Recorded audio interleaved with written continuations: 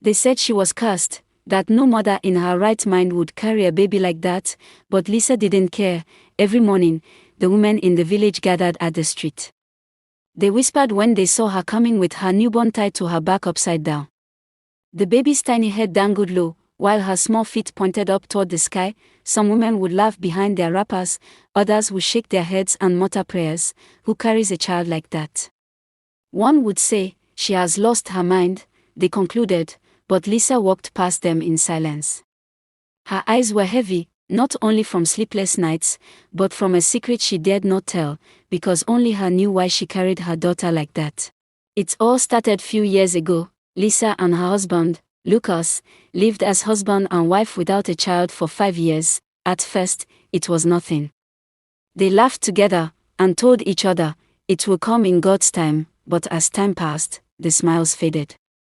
The neighbors began to talk. The whispers grew louder. And in the quiet of the night, Lucas's silence hurt more than his words. Then, after years of tears and prayers, a miracle happened.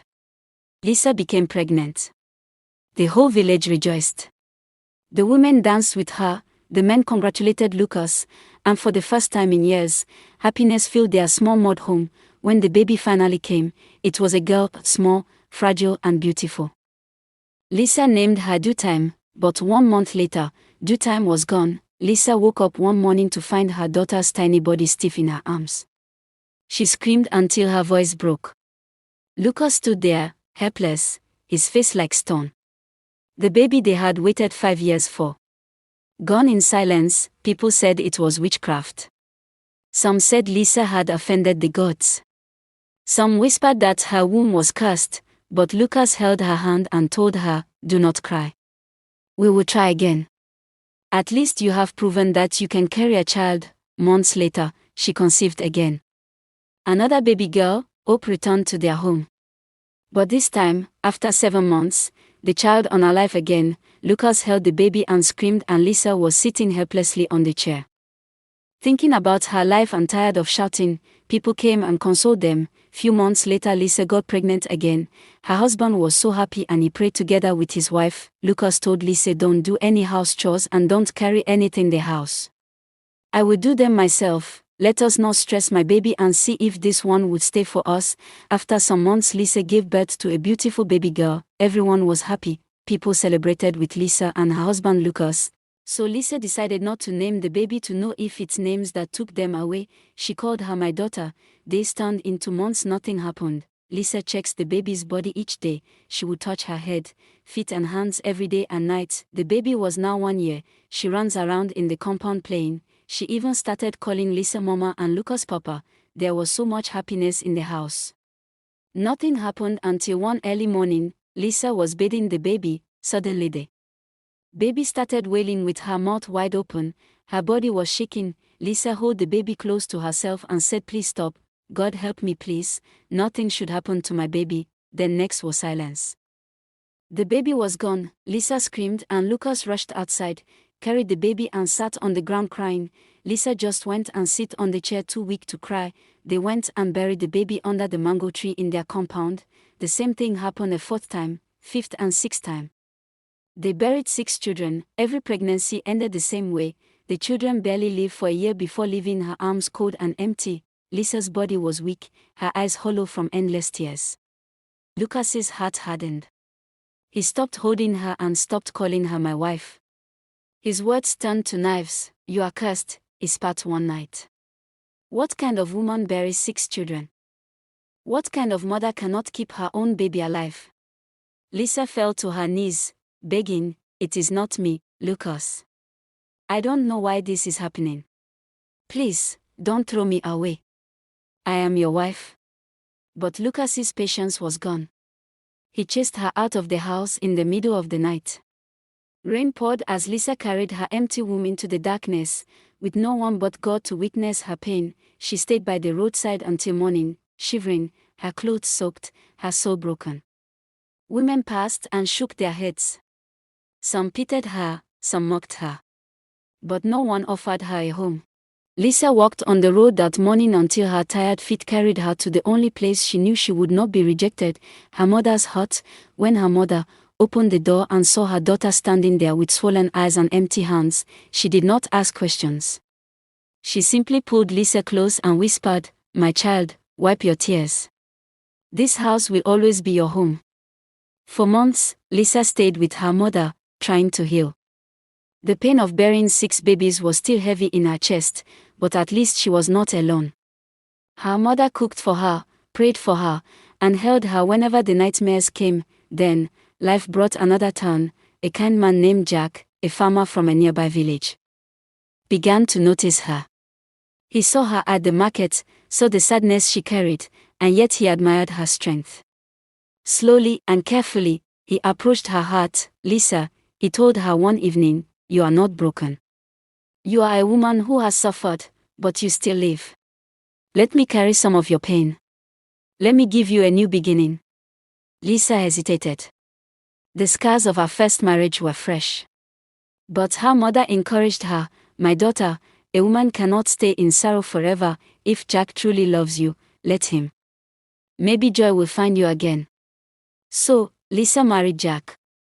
For a short while, happiness returned. Months later, she conceived again. When the baby girl arrived, Jack danced in the compound. The neighbors came with gifts of yam and palm oil. Lisa's mother sang songs of praise, lifting her granddaughter high in the air. Lisa named her Love. But just as before, after a few months, the baby was gone. Lisa screamed until her voice broke. Jack's joy turned to silence, and Lisa's mother wept bitterly, sitting by the small grave in the backyard. After some months, it happened again. Another pregnancy, another baby girl, another burial after a few months, then again, for the third time, 3 children, gone like smoke. Lisa's heart was no longer just broken, it was shattered into pieces she could not gather. One night, as she sat outside staring at the moon, her mother came and sat beside her. "Lisa, my daughter," her mother said softly, "we cannot continue like this. 6 children with your first husband, 3 children with your second husband, 9 graves, Lisa. 9 small graves. There is something bigger than you fighting your womb. We must go and see a native doctor. There are mysteries only the spirits can explain." Lisa turned sharply, tears burning her eyes. "Mama, no. I will not bow to idols. I will not kneel before any shrine. I will wait for God. He gave me these children. He knows why they were taken." Her mother sighed, shaking her head. "Stubborn child. Do you want to honor life empty-handed? Do you want to bury the rest of your life in tears?" But Lisa refused. Soon, Jack's patience ran dry, just like Lucas before him. One morning, as Lisa wept over her third child's grave, Jack stood at the doorway, his voice cold. "Lisa," he said, "I married you for joy, not sorrow. I cannot live in a house where babies are born only to honor life. Maybe it is you.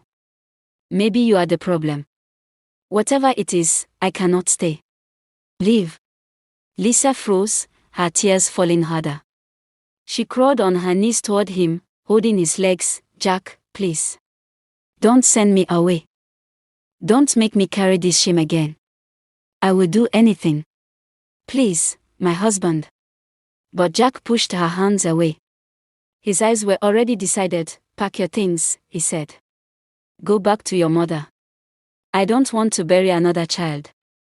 And just like that, for the second time, Lisa was thrown out of a man's house with nothing but grief as her companion. She went back to her mother, broken, hopeless, and filled with questions no one could answer. Was it her womb? Was it a curse? Or was it something far darker that followed her everywhere she went? The whisper in the village grew louder. "She is cursed. She buries children as if she derived joy in it. No man can keep her." Lisa heard it all, but her mother never stopped holding her. One evening, after her daughter had cried herself to sleep, Lisa's mother sat quietly and made a decision. By dawn, she woke Lisa and said, "Get up. Today, you will follow me. Enough is enough. We must see a native doctor." Lisa hesitated, her faith trembling. But after losing 9 children, after being thrown out by 2 husbands, her spirit was tired. She nodded weakly and followed her mother. They walked for hours through thick forest paths, until they reached a shrine deep in the bush. The native doctor was an old man, his eyes milky, as if he saw beyond the living. He looked at Lisa for a long time without speaking. Then he shook his head slowly. "You are carrying a shadow," he said. "Your womb has been tied by spirits stronger than you. They take every child you birth and return it to the river. That is why none of them live past 1 year." Lisa's heart raced. Her hands shook. "Papa, what can I do, please, I beg you? I cannot bury another child. I cannot." The old man placed cowries on the ground, whispering incantations. Then he said, "You will have another child. This one will not honor life, but you must obey. When next you are pregnant, you must not go out. You must not talk to people. Stay inside until the child is born. And when the baby comes, you must carry it upside down, head down, feet up. That is the only way to cheat death." Lisa gasped. Her mother held her tightly. "Do you hear, my child? If this is what will save your baby, you must do it." Lisa nodded, tears streaming down her face. She was desperate for life. No matter how strange the instructions sounded, they returned home, waiting, hoping Jack would come back for her. But days turned into weeks, weeks into months, and he never came. He had moved on, leaving her behind like a bad memory. Lisa broke down one night and asked her mother, "Mama, who will marry me now? Which man will look at a woman who buried 9 children?" Her mother stroked her hair. "Don't lose hope, my daughter. Even a broken pot can still carry water." And life, in its strange way, brought another man. His name was Ethan, a quiet trader from a nearby town. He had heard whispers of Lisa's sorrow, but he saw her differently. He saw a woman who had suffered, yet still breathed. A woman who had been mocked, yet still stood. When he came to ask for her hand, the villagers laughed. "Another fool. Does he not know she is cursed?" But Ethan was not moved by their words. "I don't care what people say," he told Lisa. "You deserve love. And if the world rejects you, I will not." Lisa's eyes filled with tears. For the first time in years, she felt a flicker of hope. With her mother's blessing, she became Ethan's wife. Months later, it happened. Her body grew heavy. She was with child again. This time, her mother reminded her of the native doctor's warning. "Lisa, do not step out.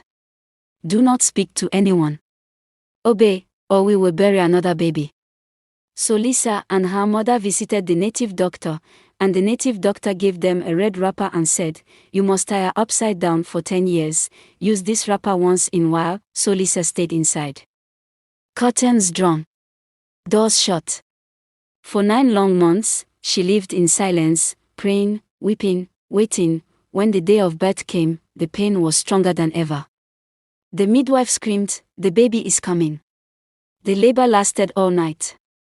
Just before dawn, the cry of a newborn filled the room. Lisa collapsed in relief, but when the midwife lifted the baby, she gasped. The child had entered the world upside down. The memory of the native doctor's words hit Lisa like thunder. She took the child gently, and without hesitation, she wrapped her on her back, head down, feet up. Just after 2 weeks of giving birth to her, her mother trembled, whispering, "It is happening, Lisa. The prophecy is true. This child is not ordinary. Guard her with your life."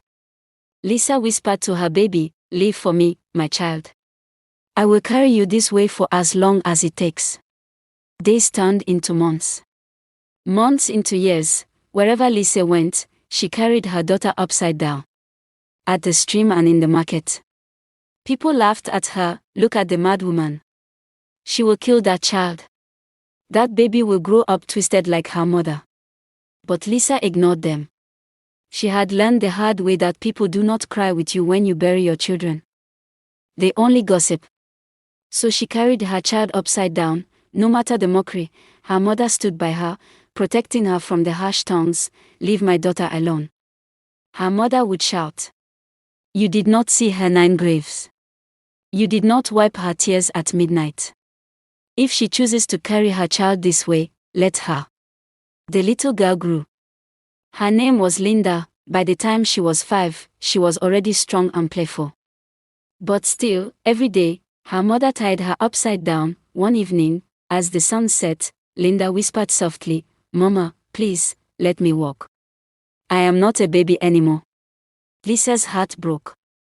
She untied the cloth gently, but as soon as Linda's feet touched the ground, the child began to shiver. Her lips shaking, and her body went cold. Lisa screamed and tied her back quickly, and within minutes, the child's warmth returned. From that day, Lisa never allowed her to walk again, no matter how much she begged. Years passed. When Linda turned 7, she began to ask questions. "Mama, why am I different from other children? Why do they laugh at me? Why do you never let me touch the ground?" Lisa's eyes filled with tears. "Because you are special, my child. If I let you walk, the world will take you from me. I promise the spirits to carry you until you turn 10. After that, you will be free." Linda cried softly, but she trusted her mother. By the time she turned 10, Lisa's back was bent from years of carrying her daughter.